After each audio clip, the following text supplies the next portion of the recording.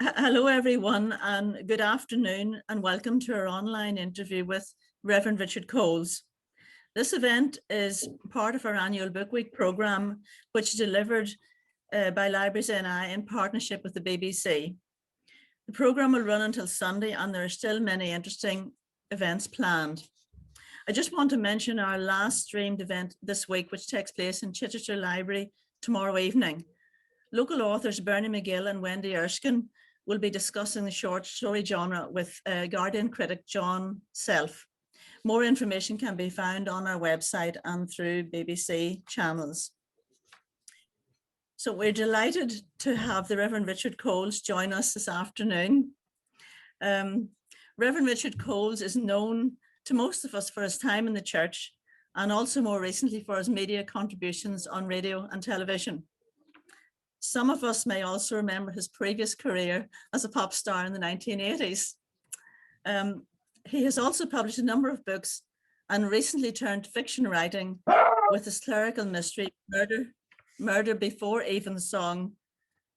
We look forward to hearing more about the book this afternoon. We're also delighted to have Emma Vardy from the BBC with us today as well. Emma is an award-winning journalist and is currently the Ireland correspondent with the BBC. Emma has been very supportive of Book Week in previous years and shares our interest in reading. I'm now going to, there will be questions. The audience can send us questions throughout this interview, and we'll pick up on as many as we can. And I'm just going to pass over to Emma now, who will start our interview with Richard. Thank you to everybody for coming. Okay, everyone. Well, brilliant to have you with us. And as you were just hearing there, yes, as we go along, we could probably chat all day and not shut up. So what we need you to do, if you've got any questions or comments, stick them in the Q&A. We can get to some of those at the end. It's a good way to break up our conversation too. So Richard, lovely to have you with us. Thank you for coming along. Pleasure. Nice to see you. Yes, it's actually early morning for me at the moment because I'm joining you all from Washington, DC, because I'm actually out here doing a bit of cover at the moment. I'll be back in Northern Ireland in November. But Richard, you spent a bit of time in Northern Ireland, have you? You been there at all? I have, actually, yeah. I used to have, well, this sounds like starting with a massive name drop. I was good friends with Mo Molan. And when she was Northern Ireland Secretary, I used to come and spend the weekends at Hillsborough Castle. I'd love to say that was around high-minded discussion, dealing with the topics of reconciliation and the political settlement for the future, was mostly singing show songs and getting very, very drunk indeed, and setting off the smoke alarms in Hillsborough Castle by smoking like fiends. So we will get onto your book in just a moment, but I'm just wondering, Richard, how is life for you at the moment? Because you retired from your parish, didn't you, earlier this year? You have always had so much on your plate. You're making TV appearances, you're on all my favourite shows, you've done Strictly, and you're a reverend at the same time. So how are things, having sort of left that for now? How is life? A bit quieter, or? Well, you'd think so. I mean, but it's not actually worked that way, partly because it's a kind of rookie retirement error, as you think, well, now I've got time to do all the other things I wanted to do. And then you look at your diary and it's as full as it was before you retired. So it has been extremely busy. But next year, I'm scaling everything down and just concentrating on a few things. So I can just enjoy living where I'm living now, which is I've moved away from where I've lived before. I'm now on the South Coast, which is usually where old gays go. Everywhere I go along the South Coast, I just bump into people I knew from the gay scene in London in the 1980s. We were all bald and with beards and living between Brighton and Hastings now. So that's kind of nice. And just trying to live a new, it's not the life I'd had planned, but my plans were disrupted by the death of my partner. So I had to come up with a new idea for the future, and I'm beginning to live it now. Yeah, you say a new plan. I mean, did losing your partner just completely change your direction then? Was that a huge sort of crossroads for you in terms of what you do with the rest of your life then? But yeah, I mean, it's such an obvious thing, but I hadn't really anticipated it, which is that when you lose your partner, not only do you lose, the person who's most important in your life, but the future that you plan goes too. So we had quite a good plan about what we're going to do. We'd actually started putting it into, we'd actually found a house and everything. And then David died. So I had to come up. It was really odd. I kind of woke up and I looked forwards and there was just nothing there. And we'd had a quite detailed idea before. So I had to start putting together the elements of a new life, but that's now happening. And yeah, it's good actually.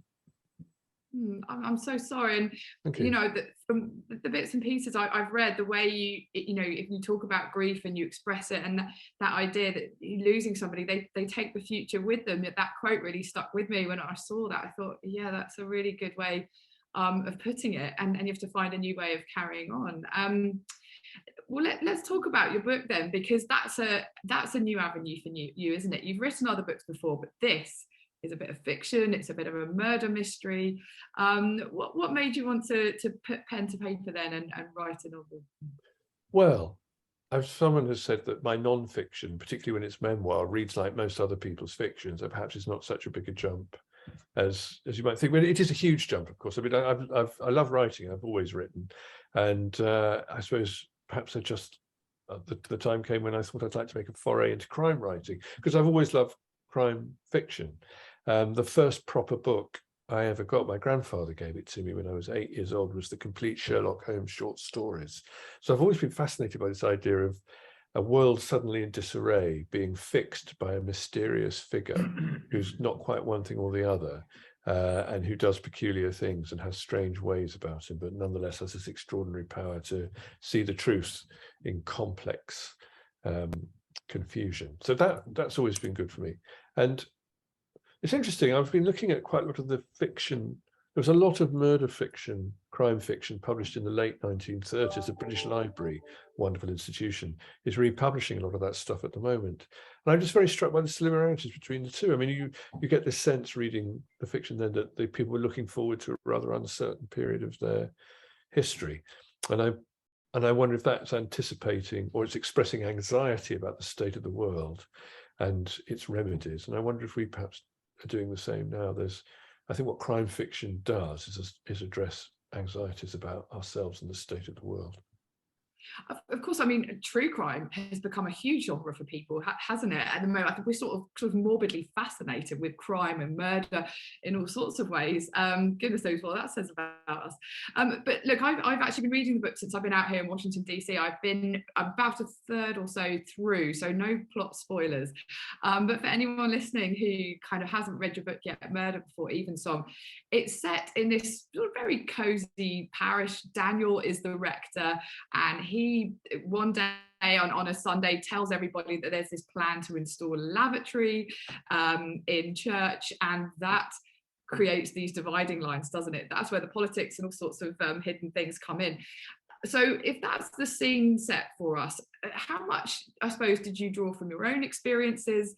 How much was that sort of mischievous little part of your brain, I suppose, able to take real life and then play around with it a bit for you? Well, I mean, the genesis for the book began on the day I stood up in my church and announced to the congregation that we were going to install a new lavatory, and everybody went mental. No murders. So that bit's true. Well, that's what began with it. And the reason why that got me thinking was because it's not about lavatories. It's like church rows are never about what they appear to be. It's not about pews. It's not about lavatories. It's not about mince pies. It's not about when you put the heating on or switch it off. It's about the really big stuff that people still bring to church, because even if we're not particularly conscious of it, I think we inherit a culture in which churches, chapels, mosques, synagogues, wherever it might be, are places where you take stuff and you work that stuff out there. And that's certainly true of churches, I think. And I'm just interested in these places where people in all their difference and unlikeliness come along and try to negotiate their lives around the profound themes that inform all our existence, which to do with mortality, our anxieties for the future, our desires for our nearest and dearest. And of course, that inevitably gets a bit tumultuous. And it's such an irony, isn't it, that, you know, churches which are seen as these rather cozy places of church bazaars and Splat the Rat and Evensong. I mean, when I went to my parish that I just retired from, parish in the country, in the middle of a country parish, I went from central London, a parish there, and people said to me, "Oh, it's going to be so boring. You know, what are you going to do? It'll just be church fates and everything." There was a murder in my first week, because guess what? People are people, and stuff happens, and it happens anywhere and everywhere. I mean, my goodness, you're right. I mean, as a reporter, I've been at many murder scenes and or stood at the police cordon, and so you're always struck by sometimes how ordinary it is. You think, I could live in that house, I could be in this street, and what happened behind that door? You start to sort of try and picture it because you stood there for so long. And it's almost like murder is something that is extraordinary but can happen to the most ordinary of us, and then just brings people in, doesn't it? And when I was working in prisons, there are, I mean, I worked in a big lockup prison, Victorian lockup prison, and there are different constituents. Drug dealers look like drug dealers, and the kind of old lags look like old lags. But when you get to the lifers, it's just a random collection of people. And very often you'd be talking to someone who was serving a life sentence for murder, and you would think, if you had been 2 minutes early or turned left instead of right, this wouldn't have happened. It just seems so weirdly promiscuous in who it chooses to land on, a set of circumstances. I was watching a drama recently, actually, on BBC iPlayer about, and the sort of the genesis of it was that we can all be a murderer given the right set of awful circumstances. Maybe it's in all of us. I wonder if that is true or not. I don't know. I haven't committed any murders yet, but I've sometimes. Well, I'm not telling about mine, so in my line of work.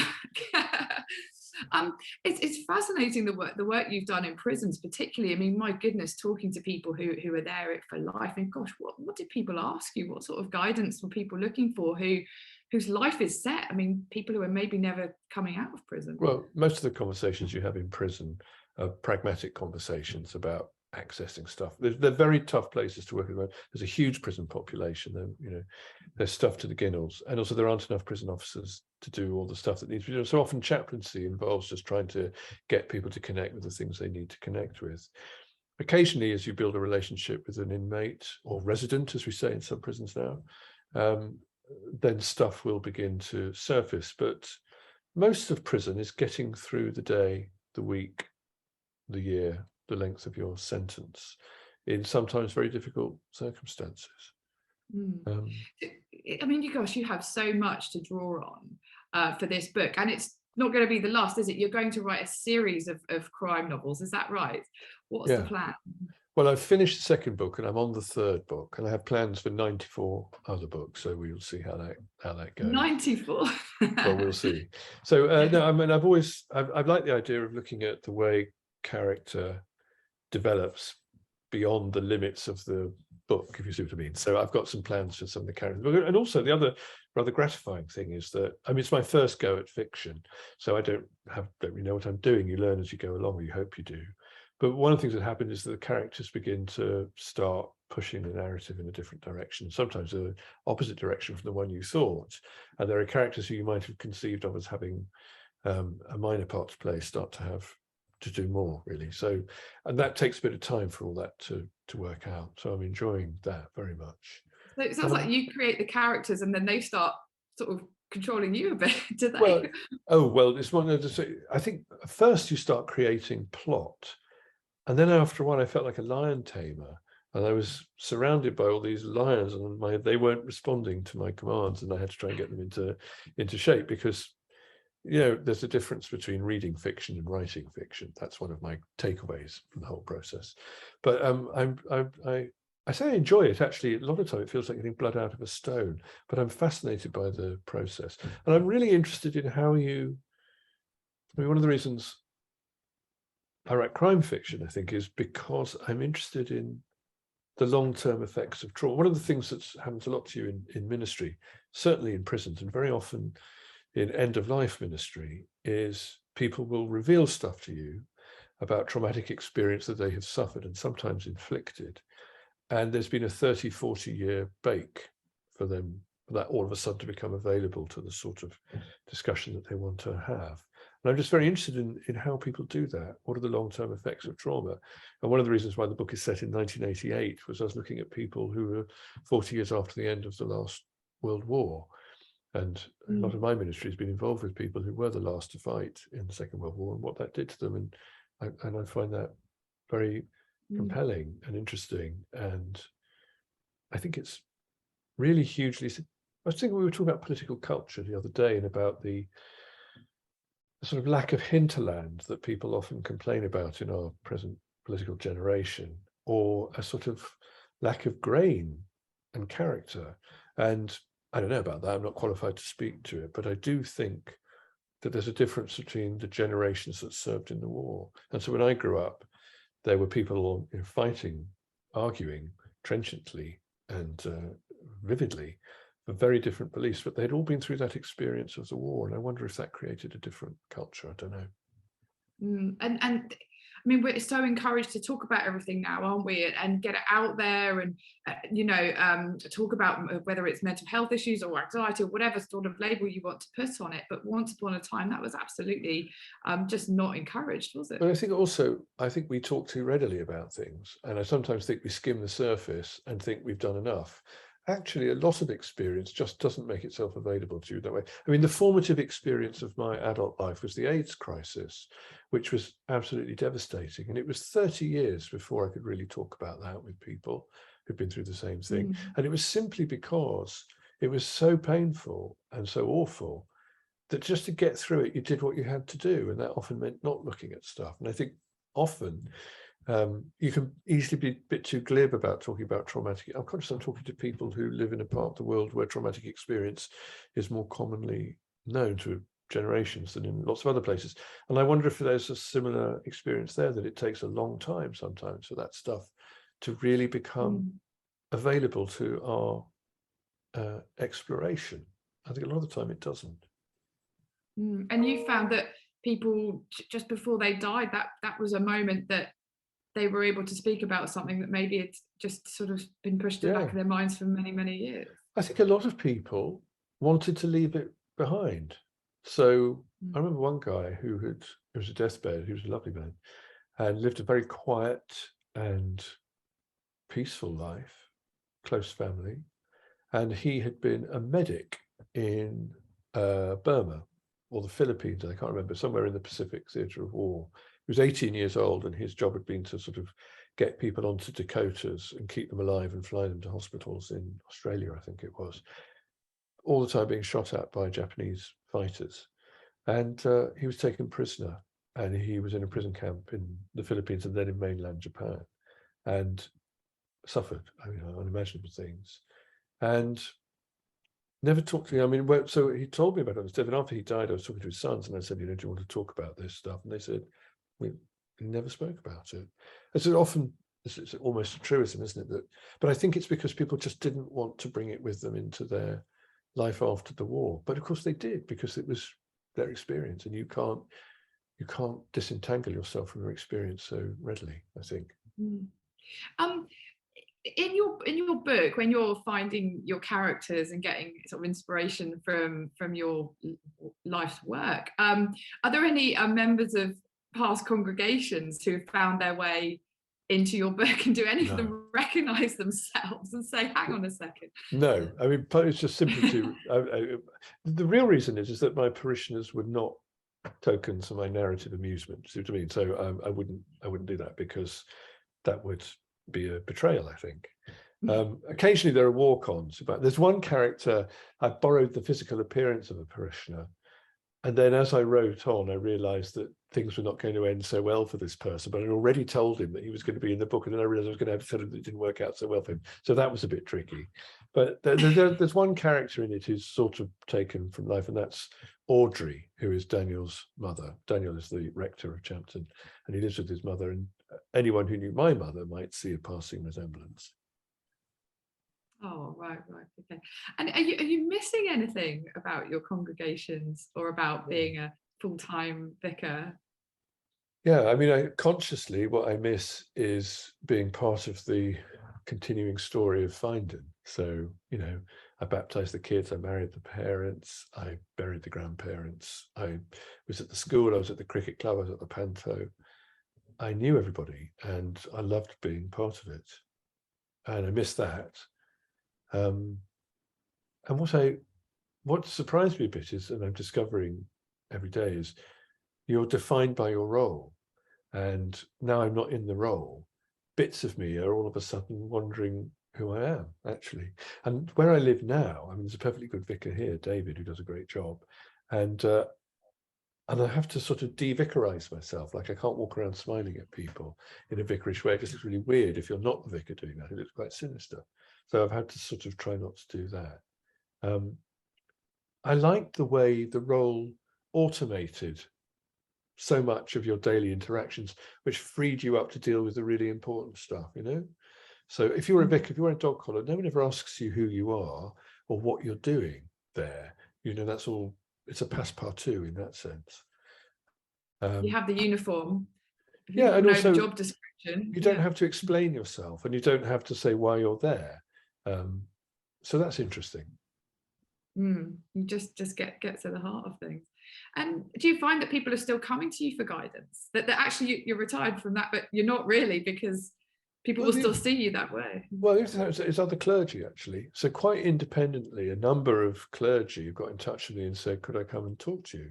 And so yes, of course. I mean, it's really interesting to talk to other clergy now because I'm not plugged into the structures. I'm not part of this, you know, I don't have a diocesan role. I'm not part of the deanery. So they can talk to me in a way which perhaps is easier than it might be to somebody, a colleague, see what I mean? So that's just happened. Met a charming guy, a vicar of a neighbouring parish at the Tip the other day. We were emptying garden waste into a skip and we got talking, and he's a very nice man. Yeah. Oh, lovely. Well, I'm really fascinated as well because you've fought a lot for LGBT rights within the church in your time, and I wonder kind of how much things have changed since you sort of went into the church to today. Have things got any better? Can you be gay and religious more so today than when you began, or is that still a difficult area? Because you still had frustrations, didn't you? Yeah, I mean, when I got actively involved in the church, things were kind of moving in quite a progressive way, and then actually they went into reverse. So it's a very difficult and intractable problem that's not going away anytime soon. But I did feel the direction of travel did change, and I found that made me quite despondent at one point. But hope springs eternal, and I've never had any doubt that God is fine with it. So that's the important thing, I think. And institutional fatigue. Why did you think it was? Why did you think it was going into reverse? What brought that? I think there was quite a strong assertion by people who took a more conservative view on that thing, and like lots of people who have, you know, kind of strong views about something, they tend to organise very well. I'm kind of indistinct, fuzzy-edged middle about most things, and I like to be with people who are naturally not inclined to particularly organise, because, you know, what can that do that a cup of tea and a slice of cake can't achieve, I suppose. So I've taken a sort of milder middle view. It's very Church of England way of doing things, or traditional Church of England way of doing things. But to either side of that, at the sort of more Catholic end of the spectrum and the more Protestant end of the spectrum, people are much more mobilized and energized and strategic. And I don't really have the stomach for that anymore. I find an ideological world to be not a very congenial world, really. And also, I've spent so much of my time fighting what I thought was a good fight. I don't want to fight anymore, in a way. I want to do I don't want to take armor off, and I don't want to feel I've got to go tooled up into battle all the time. I want to explore my own vulnerability or lack of clarity or certainty about things. And that's not really the soldier's concern, is it? Yeah. Do you think, gosh, I mean, do you think maybe social media and this idea that we're all being pulled in a more partisan position is making things more difficult? There's more of an outrage culture for things now. People are less inclined to be to be in the grey. You have to be black or white about things, or be pro or anti, and those voices get amplified louder when you're on the far end of a spectrum. I'd want to make a positive case for social media too, because most of my interactions with social media are great and I really enjoy it and have a nice time. But of course, I think they can, particularly where contentious stuff comes up, it can generate a lot more heat than light. And I think one of the problems is that social media has expanded exponentially. We haven't managed to keep up with it in terms of involving a sort of standard of how to behave, or an etiquette, or an understanding of the implications. And that's got very sinister, I think, in the way it's been manipulated by powerful political interests with extraordinary results. I mean, two of the most disastrous things that have happened in recent times, for my money, which would be the election of Donald Trump and Brexit.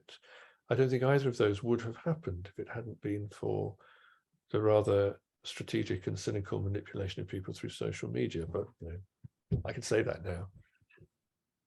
Yeah, no, I think there's huge evidence to back that up. I mean, sitting here in Washington DC, Donald Trump is still a big part of life, of politics. He's still driving the agenda, and my goodness, social media has had a huge part to play in that. It's nice to hear you say that you actually find it a positive place to be, because I do too, and we all hear about public figures or journalists getting a lot of flack on social media, and some people just go, I'm not engaging anymore. And I say, actually, I still find that the positive stuff I get from social media does still outweigh the negativity for me. I love the interaction. I mean, why, for you, as a journalist, it's obvious why I use social media. You've got a huge following on Twitter. What do you find you try to use it for, and what are the bits that you like?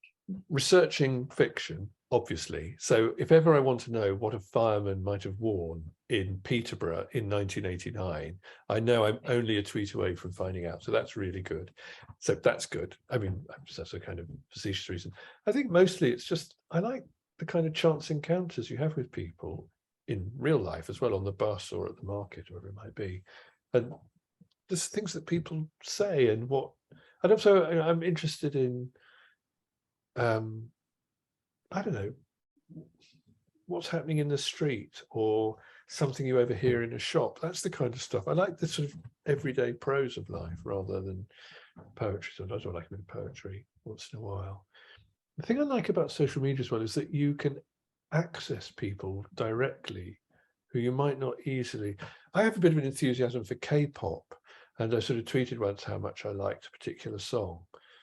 And all of a sudden, I was just talking to K-pop fans all over the world, and that was an interesting one. Oh, I've got a strange little thing there. Oh, it's gone away now.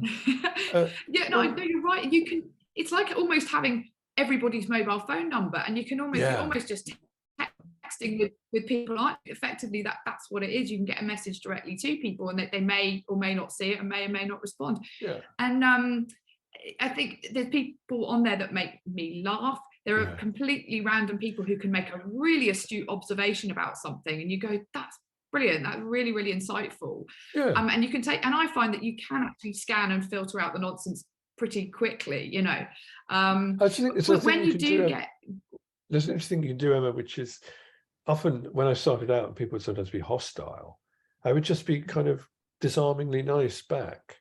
And quite often it's like road rage, someone shouts at you in the car and then you catch their eye and then all of a sudden you're human again. It's a bit like that with Twitter, I think. If you just say, oh, right, yeah, I'm sorry, I hadn't thought of that. They'll go, oh, okay. And then before you know it, you're having a conversation. I love there's a lovely guy I know on Twitter. I've never met him in real life, but he's a farmer in Wales. And he's a young guy who works with dairy cattle in Wales. And his life is so different from mine, and yet he's thoughtful and he's funny and he's very sweet. And I love talking to him. He just tells me stuff I don't know. Yeah, I've had the same experience as people I feel like I know now, and we've had a sort of friendship chat relationship on social media, and I've looked back, well, we must have been chatting on Twitter for 10 years, and I've never met this person in real life.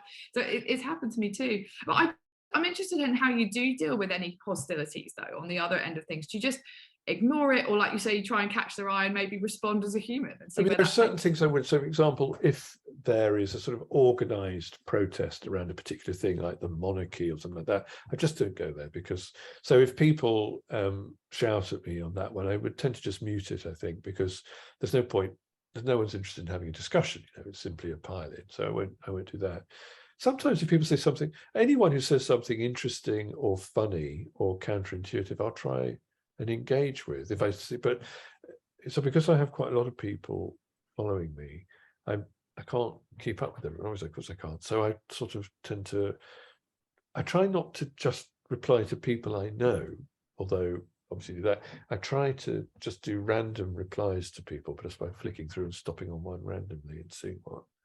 Actually, another really good thing about it, I mean, I wouldn't recommend this to everybody, but whenever I'm away, quite often I'll just say, look, I'm on my own and I'm in Funchal on Friday. Does anyone fancy lunch?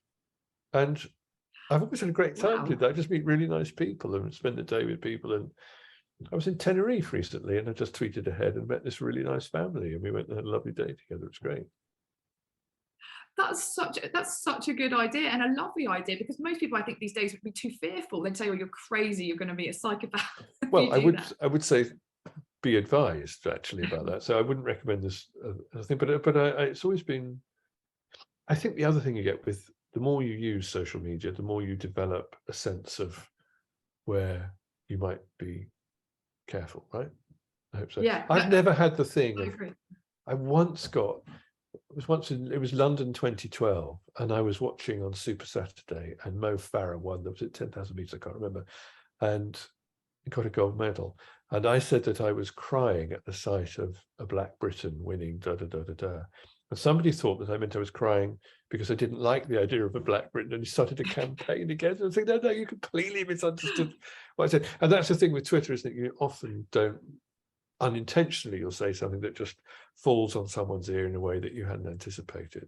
And I'm very sad to see Graham Norton has had enough of it packed in this week after saying something quite mild, but in a very contentious debate, which mobilizes unbiddable and angry opinion. And Twitter is not great for hammering out nuances and trying to understand a complex position that when yours is also complex, Yeah, some people will just close the door on it, and it is a bit sad because you think, oh, I quite liked hearing what you Come thought on back, Twitter. come back. Yeah, come back. I felt like I had a sort of window to you, and those are the accounts that work best, aren't they? Because you sometimes get the politicians ones who are clearly written by their office and it's not really them, and then you get the ones where it's the real person writing it, and that's the most engaging, isn't it? And that's But people who make me feel laugh. There's a chap called Mark Osterloh who I actually did meet him. He turned up at a book event I did recently. And I don't know him at all in real life, apart from then and said hello. And he just makes me laugh every day. And then my friend Louise March, who is one of the funniest people in my life. Again, she makes me laugh every day. We met on social media, although we've become friends in real life now. But I think also there are some people who are just really good at it, who are pithy and brief and brilliantly funny and teasing sometimes. Yeah, no, totally. We all try to be that, but there's always somebody who just nails it slightly better on a subject. So the book events you're out doing, you're doing lots of promotion at the moment? Are you doing that whole author thing where you get into Waterstones and sign loads of books? And is that are you enjoying that side of it? Yeah, I mean, I've gone from being the author who went to Waterstones to sign a load of books and nobody turned up except my stalker, to being someone who gets the queue now, which is the sort of quite gratifying. And of course, I am never complaining about having an opportunity to meet readers. There's a thing, it's odd though, because the success of the book has been such that it's much bigger than anything else I've ever done.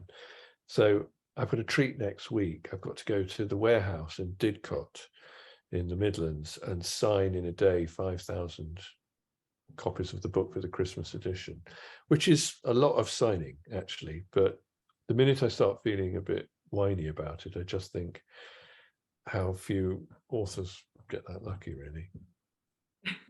No, of course, being well known helps when it comes to things like publishing a book, and you're well known in lots of different guises, but it also means you get invited on lots of different panel shows and things, doesn't it? Have I Got News for You? You've done, haven't you? Would I Lie to You? All my favorites. How do you find that side of life? Why do you accept those invitations? Is it something you enjoy? Is it makes a few quid, doesn't it, if you do a few appearances? It's not necessarily the best paid gig, but is it something you can enjoy, or do you feel like you have to just be a performer and sort of, I don't know, sell the brand almost when you're on those kind of shows, or is it something you can just do for enjoyment? Well, partly it's because in my last post as Vicar of Findon, it was poor parish, so I was half time, so I was paid a half stipend, so I needed to do something else to earn a living. That's a bit disingenuous because I've been a performing flea for quite a long time, and I like it. Partly it's because I kind of think you should always say yes unless you absolutely have to say no. So as a general rule, I will always try country dancing. I will always eat the local delicacy. I will always talk to someone rather than not. And partly also because I think I just had a this sounds a bit pious, but I get an unusual opportunity to face a lot of people in a way that many who do what I do don't. And I thought that might be interesting to see how that would work. If you could perhaps find a way of starting a conversation with people who otherwise you wouldn't have had a conversation with about who you are and what you do. Whether that works or not, I don't know. Sometimes people just think, look. I found out the other day that the Queen used to vote on Strictly, and I've often wondered if she ever voted for me, and I suspect she probably didn't, because sometimes you make a complete arse of yourself. But you know what? There are worse things than making an arse of yourself, I have discovered. Yeah.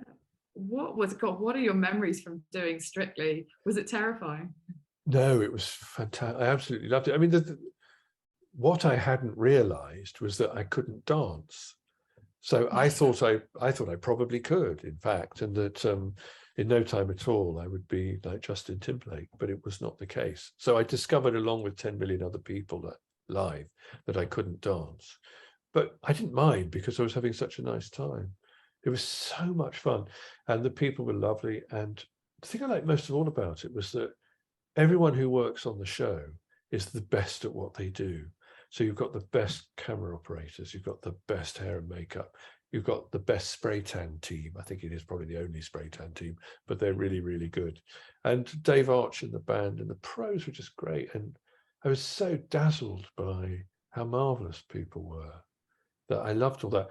I was just sorry to be canned early because I was second out, and I was very disappointed to go home early. It's like, you know, when you're a kid and you maybe wet yourself at the party and your mum came to take you home and you just sort of waved at your friends in the back of the car. It was like that. Oh, missing out. Yeah, I bet. I mean, I think, gosh, there's not many people who are in the public eye and would turn down an offer to go on Strictly. So much fun. When you got that request, did you think, my goodness?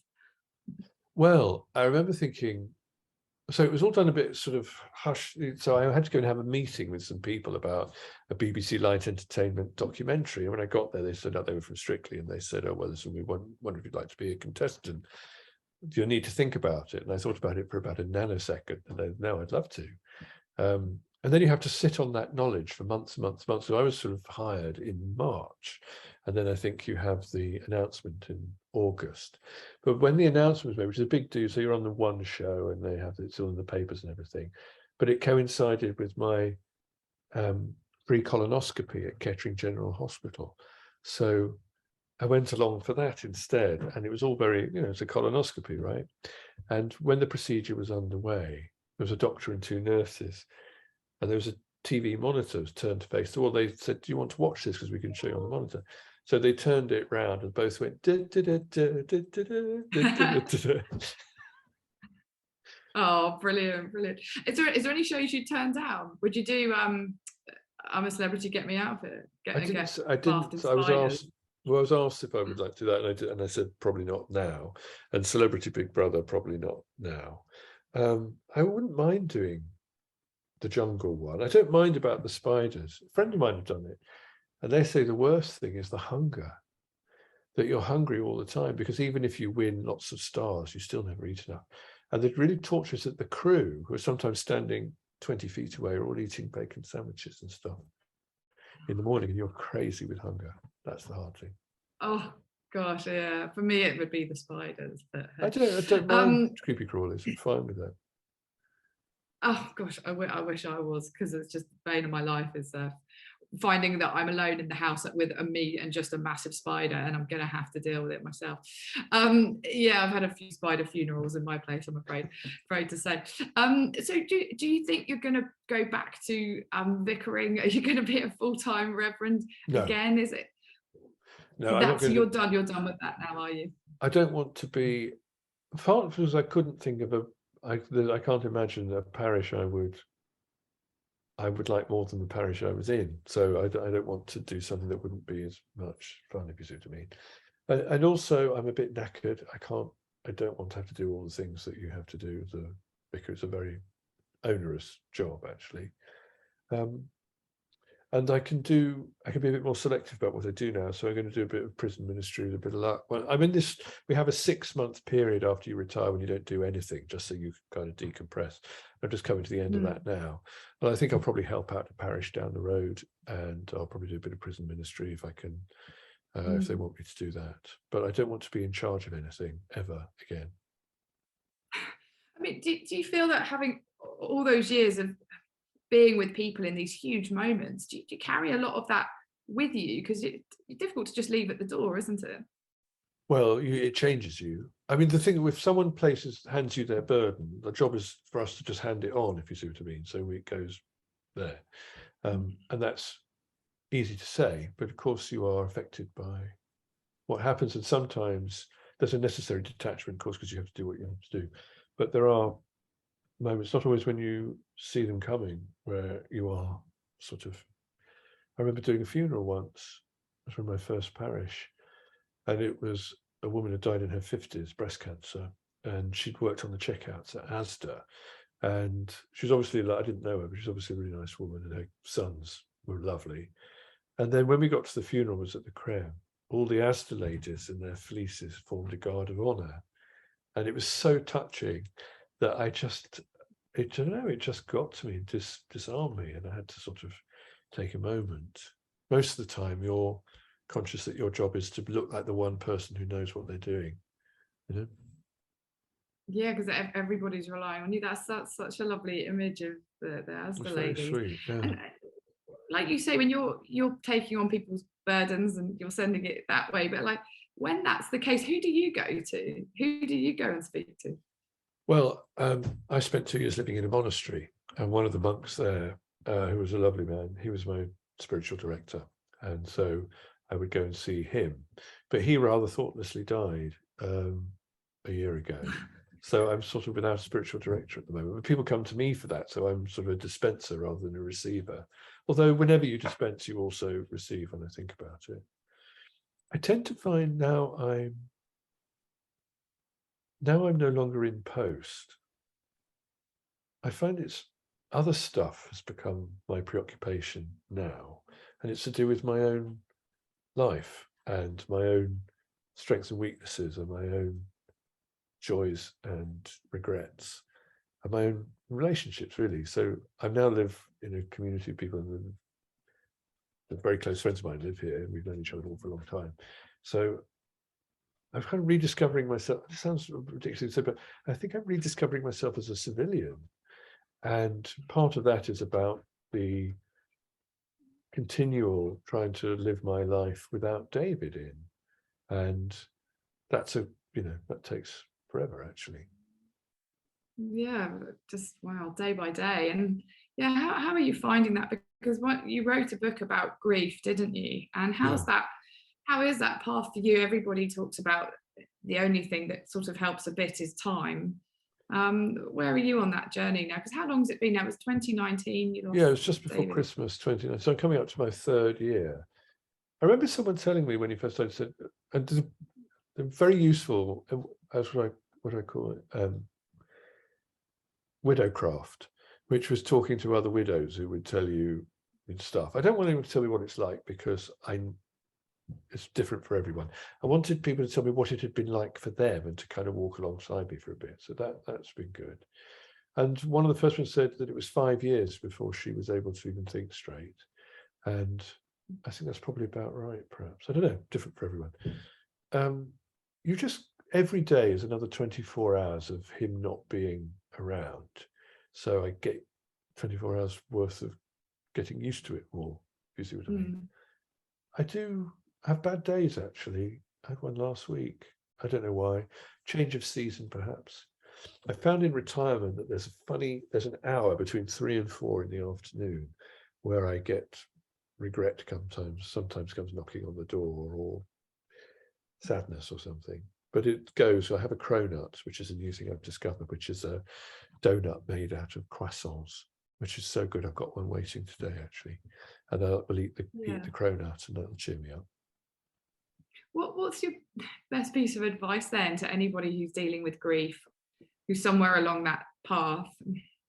Set yourself reasonable and manageable target. Not even a target. If you can stand up and face forward, you're doing all right. And if you can, it's different for everyone. Talk to other widows and widowers, because they've probably got some useful intel. And I suppose you probably get people asking you about faith, don't you? About people who maybe, like yourself, were religious as a child, or brought into some sort of church life, lost it when as a teenager or as a young adult, and then found a longing to go back to that and to rediscover it. Do you find you get a lot of questions from people in that area? I'm surprised at how few questions you get in that area. Most people, when they say, "Can I ask you a question?" they usually ask, "What's the difference between a rector and a vicar?" So that's it's that sort of level of interest. Occasionally you'll get someone who'll come along who's got something on their mind. I mean, because I grew up in it. I was a chorister when I was a kid, so from the age of 7 or 8, I was heavily involved in the life of the church, but I never believed any of it at all. I always thought it was nonsense until I got to my late 20s, and I was a very convinced atheist for all through my 20s, certainly. Well, from the age of 8, actually. So I didn't have that. It wasn't a return to, it was a return to an environment, but the faith itself was new. And I've never lost my faith. I've only found it. I've never lost it.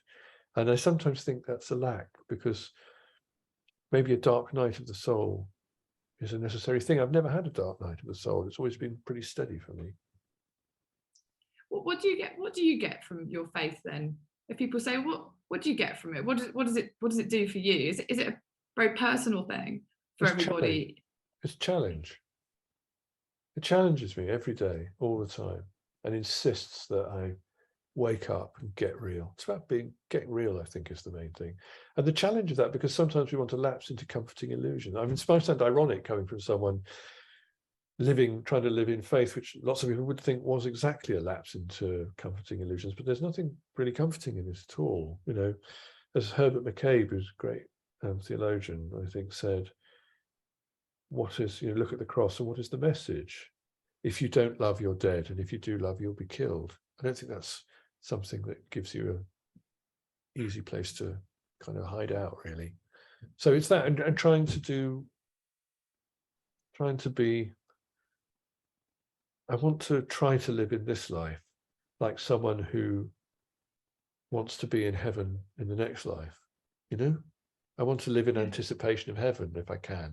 And I know that the raw materials I have to do that with are going to let me down very often, because I'm self-seeking and stupid and all the other stuff, as well as everything else. So, I have this goal of living in anticipation of heaven, but I also know that I'm not up to much myself. So I need a lot of help along the way.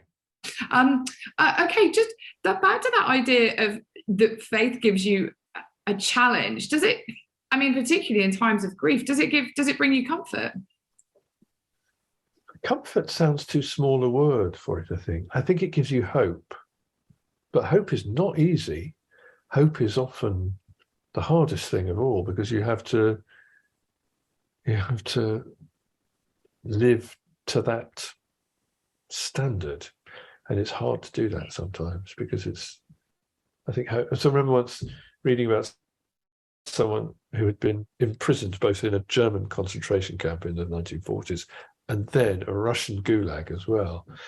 And I remember him saying that the hardest thing of all was not cruelty, it was hope, because you just had to kind of live in hope, and that was really difficult sometimes. Gosh, yeah. Well, okay, here's a question, and of course it is book week, so let's talk about reading. What are you reading at the moment? What do you like to read? I mean, I have to read quite a lot of stuff for work. So I have my professional reading, if you see what I mean. And at the moment I'm reading Michael Ball's crime novel set in theatre, because I'm interviewing him about it on Saturday. I adore Michael Ball, and that's been interesting. What else am I reading at the moment? I'm reading Anthony Beevor's History of the Russian Revolution, because I'm fascinated by Russia. It's one of my things I've always been interested in. So I'm reading that and enjoying that very much. And I'm reading Angela Huey's book, Hoy, I think it's pronounced, who is a fascinating young woman who grew up her parents had a Chinese takeaway in a little rural town in Wales, and she grew up the only Chinese kid at the school, that kind of thing. And it's just a wonderful memoir of having grown up working in her parents' Chinese takeaway in Carmarthenshire in the 1980s and 90s. So I read that. That's very good. Did you ever go to libraries? Do you use libraries? Yeah, I'm a member of the London Library, which was when I was a pop star, I knew I wouldn't be a pop star for long.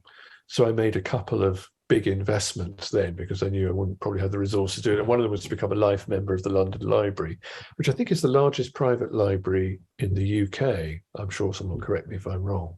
So it's a private members library in central London, but you can access the stacks. So if you're a member, you could just lose yourself. It's got, I think, literally millions of books there. And it's a very civilized place where people take literature seriously, and it's always full of people working on stuff. And it's old-fashioned. There's a bit where they've got some chairs in the reading room, comfy chairs. You sit down there and drop off. And at closing time, they'll come and very gently tap a gong over your head until you wake up. And it's got clothes brushes. A little gong to wake you up. And they've got clothes brushes in the gents, and that sort of thing. You hardly expect to see, I know, T.S. Eliot come around the corner. Oh, that's so lovely. I've got really cozy memories of libraries. When I was a kid, I used to curl up in the beanbags and read in libraries for ages, actually. That was thanks to my mum taking me there. When I was a kid, I grew up in Kettering, and Kettering is not a place that anyone would associate with cosmopolitanism, I think. But the library there was the Carnegie Library, and it was just an exemplar of what a library should be.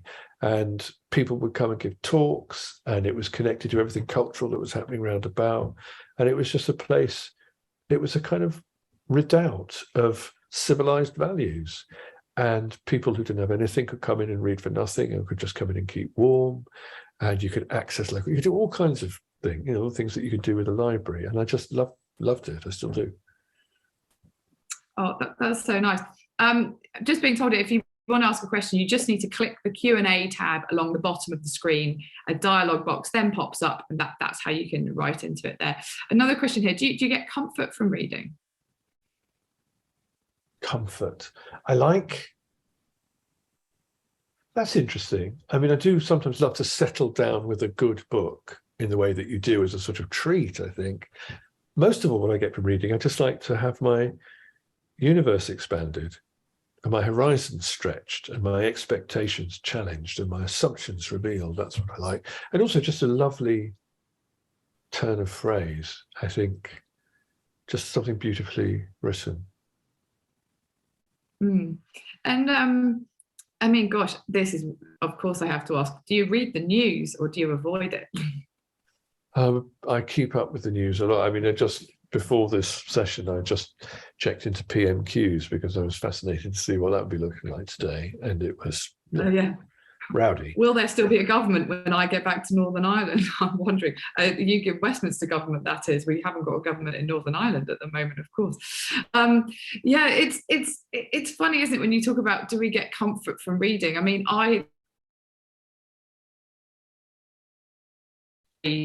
because I talked about this on our book weeks, but I grew up without a TV, so for me reading was all I had for many years, and so got really lost in the world of books.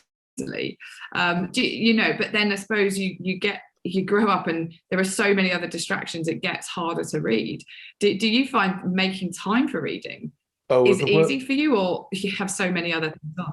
Well, the worst thing that's happened to me for reading is social media, actually, because quite often I'm I do on Facebook, which is kind of longer form. There's lots of my circle of friends on Facebook. Lots of us are writers, actually, and so it's quite I hope it's quite a civilized conversation we have.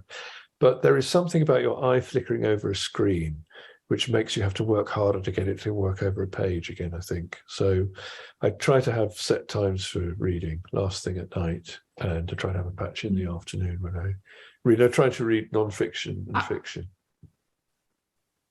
I think you're right. And the way that social media is designed, I heard that I saw a documentary about the way that it's based on, cha-ching, fruit machines.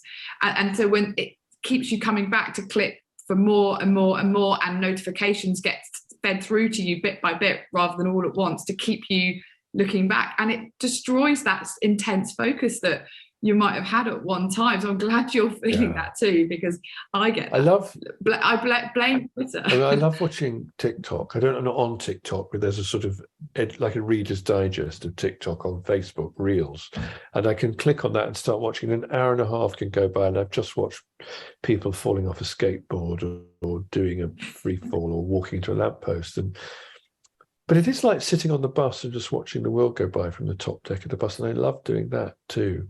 But not to the exclusion of, I mean, there's nothing like reading to give you a mental and a spiritual workout, I think.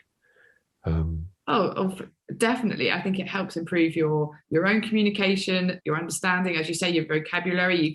You find out some just nice ways of expressing things. And when you're not reading, I think my ability to just speak better goes down. And I think the best books read you, actually, too. They tell you stuff about yourself you didn't know, which is good. I mean, you forget your reading, don't you? And my academic interest was New Testament textual transmission. So I spent a lot of time looking at the text as evidenced in very early papyruses and trying to figure out why they picked that word or that order of words. So very, very close analytical reading, which was a great discipline. I can't imagine doing that now, funnily enough. My attention is too blurred. I like the idea that you see a Reader's Digest of TikTok. Have you tried making a TikTok? I'm not going to go there, because if I did, I don't think it'd be interested in me. I love watching the thing at the moment. It's that Bhangra thing where everyone just does that dance. So I love watching the kids dance, but I can't do that, as we all know.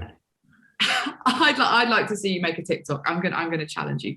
Do at least one. You did say earlier on that you always like to say yes to things and try things rather than not. So unless you absolutely couldn't.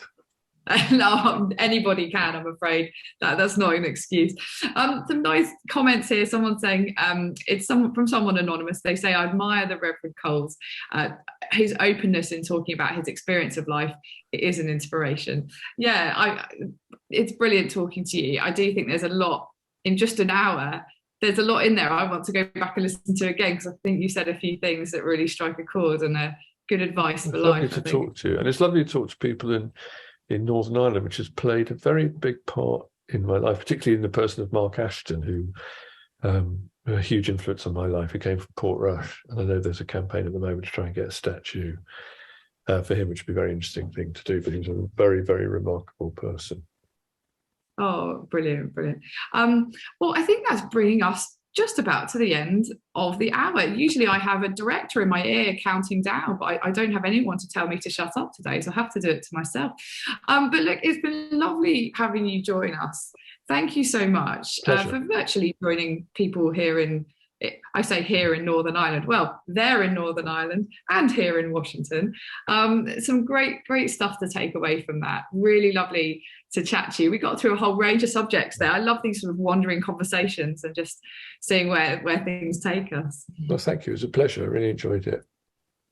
Great stuff. Well, thanks so much to everybody who's been joining us. Christine is asking, sorry, I missed the start of this. Would it be available online? We're just getting an answer here from Gillian. Yeah, I think it is being recorded, so perhaps it will be available somewhere. So thanks everybody for joining us. That's our hour up.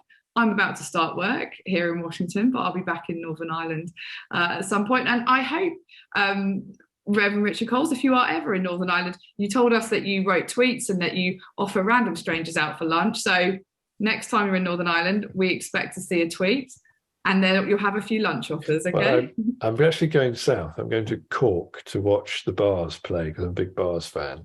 But if I got some time, I might head up north and say hi. Oh, lovely. All right then, everybody. Well, it's goodbye from me. Thank you so much for joining us, and enjoy the rest of Book Week. Bye, everyone.